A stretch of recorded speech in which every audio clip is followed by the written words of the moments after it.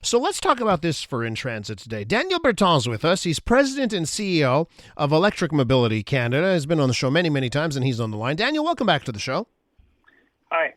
In light of everything that's happening today, boy, a lot of people are saying, you know what, America's not our friend anymore. Let's look at other options here.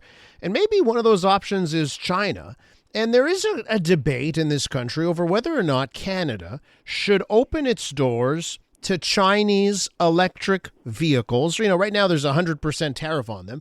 But if you open the doors to the Chinese EVs, you get rid of those tariffs, right? You remove tariffs on certain countries if we're going to impose tariffs on the U.S. It could really lead to very affordable electric vehicles coming from China, but affordable ones, much more affordable than the average price of a car in this country. What do you say to that line of thought, especially on a day like today? Well, first and foremost, we never agreed with the 100% tariff on Chinese electric cars. But not only that, we said back when the federal government said that they did adopt those 100% tariffs. Actually, it's 106%. We said that if they were to apply tariffs on Chinese electric cars, why were they not applying tariff on Chinese gas cars? Because actually, some gas cars sold in Canada are made in China. Some of them sold by companies like GM. Really? Absolutely. And they don't have any tariffs. So we always thought that was a kind of didn't make any sense to us. And we always saw that, yes, there is some, I would say, unfairness in the way that the Chinese government is doing business. And that's why we were aligned with what Europe was doing with Chinese electric cars, meaning that, yes, there should be some tariffs to level up the playing field, but not 100%. So depending on the car manufacturer, in China, some car companies would get 10% tariffs, some others would get 35% tariffs, but no one would get 100% tariffs. And we always thought that, to us, it didn't make sense. And we just wanted to play nice with the U.S. and look where that brought us.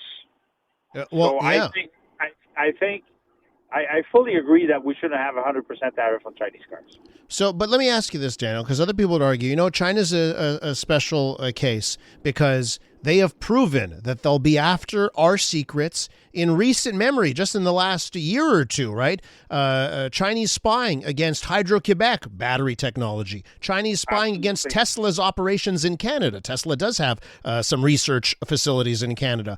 There was some spying there. And because of that, because China just doesn't play by the rules and they will steal North American secrets, that, you know what, that's the reason alone to put very devastating tariffs on those products.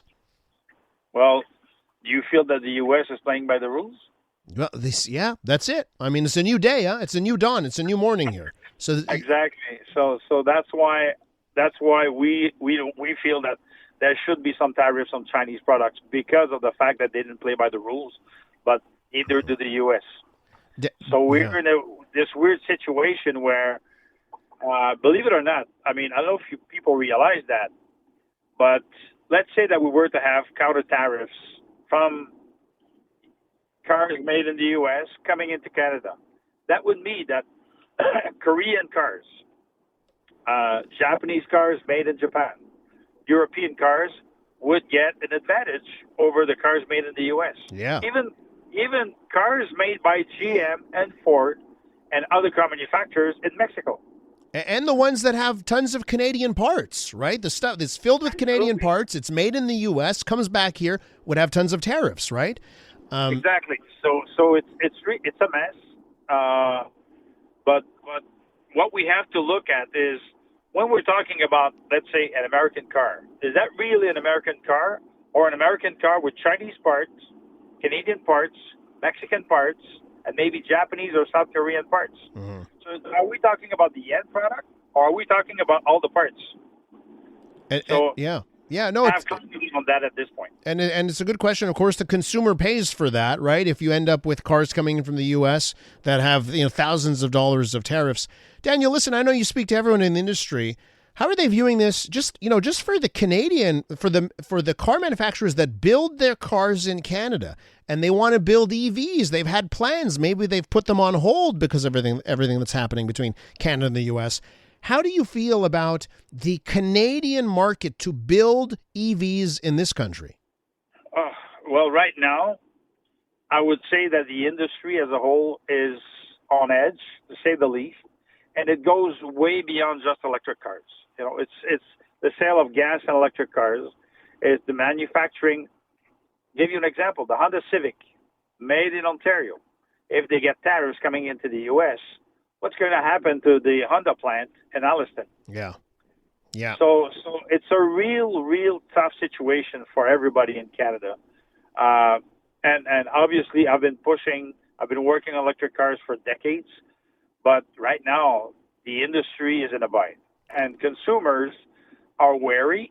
So sales are way down. I mean, I talked to two of my friends who are car dealers yesterday, and they're saying to me, EV sales are way down because there's less rebates.